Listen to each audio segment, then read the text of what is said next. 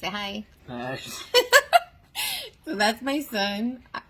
Say hi, and what's your name? Hi, my name is Alvino. And he was kind of nervous today to do this video, but I asked him to do it just because we had a few individuals online in groups who were saying that I'm sorry, we look a hot mess. We just barely finished eating dinner. We're feeding our dogs, and I'm trying to just update Facebook with just things that I found with ingredients and whatnot. So I just want to ask my son a few questions, because I know that these were concerns that were brought up through members in other groups. And not that we feel like we have to do it, but it's more like I just want to do it just to put some individuals at ease, because there was statements that were claimed or asserted or mentioned stating that my son's being forced to do this whole journey by force. So I just want to ask my son a few questions. So baby, Yes. how do you feel right now as far as your pain level? Amazing. Awesome. Okay. And how did you feel about 4 months ago, before we started the whole gluten-free and checking for lectins and dairy-free process? Like before we ate, before we found out about I was gluten free. Mm-hmm. Oh, I was in pain. I was a bit slimy. I hated it. The dogs would just come over here and like see if I'm okay. They already knew I was like already bad and stuff. I couldn't like really move too much, and the games I would like to play outside or like inside or like just moving around a bit, I really couldn't. Well, even going to go walk in the kitchen, it'll kind of hurt me because my legs or my arms right here would kind of like hurt, and I'm not like doing my chores that often, and plus I have to wear pants now because I'm in school, and the pants make it even more sometimes better. More worse? Okay. Yes. And now that you started the whole gluten-free lectin, cautiousness, I guess we'll still say, because we still eat lectins. We just try to, I guess, work on that, and dairy-free. How do you feel now compared to before? How do you feel now? Way better, way better. Dogs don't worry about me. I eat more healthy. Oh, I wouldn't say healthy, but it helps me. I'm more able to like move around. I like eating the food that my mom makes for me. It's really good. It's really good. And now I can like move around. Like I said, I can like do all the stuff that I couldn't do in the past. I like it. Okay. So,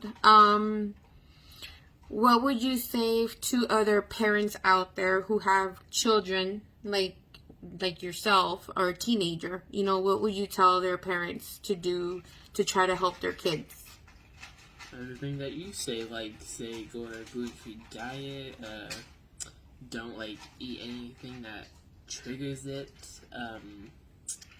What else? Tell them good information about like some stuff that can help your child or family member or really anybody. Okay. So are you glad that we're helping people? Yes. Based definitely. off of the feedback that we get? Yes. Okay. So, this was just us just throwing it out there.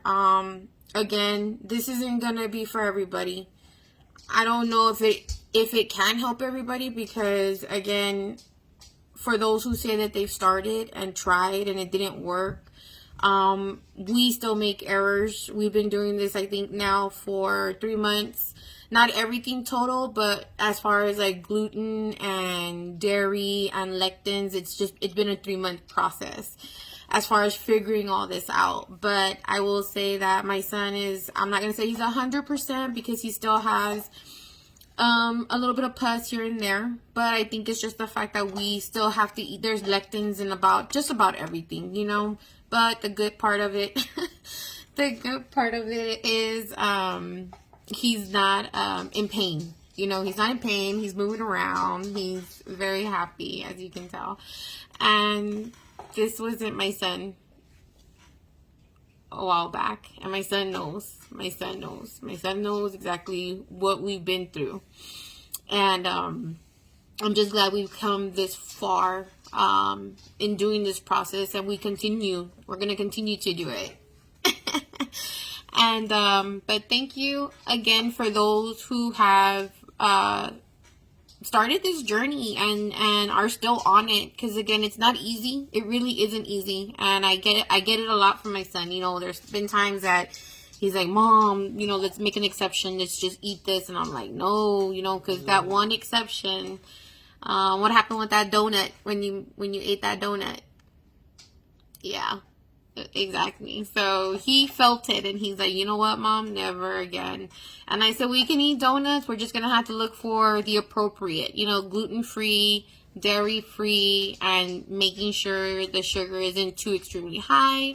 But you know, kids are kids, and I don't want he's not diabetic, he's not anything of that nature, so I'm not trying to limit him 100%. For others that may have to be cautious about their sugar intake, of course, you know, do whatever you feel is necessary. But as far as when it comes to HS, sugar to me isn't a big trigger. But again, everybody's different, and I will always say no one is the same, but it does help just to know what your limits are and what is your requirements. And your requirements would be removing gluten 100% from your consumption, whether it be in a liquid format, prescription format, or, you know, in food. And dairy. For some reason or another, dairy and gluten are just connected with one another. And that's just the way it is from what I can see it. I know that I get a lot of, well, I've always eaten it when I was a kid. I ate it as a teenager. I'm sorry, but we're all getting old, you know, and that's the fact of the matter. And your intestines are used all day, every day. And when your digestive system is already telling you, hey, it's not working very well, and if you see that your poop isn't those long, you know, smooth poops, then there's something going on. There's something going on that you visually cannot see, and it's because it's inside your body, and it's all having to do with what we eat.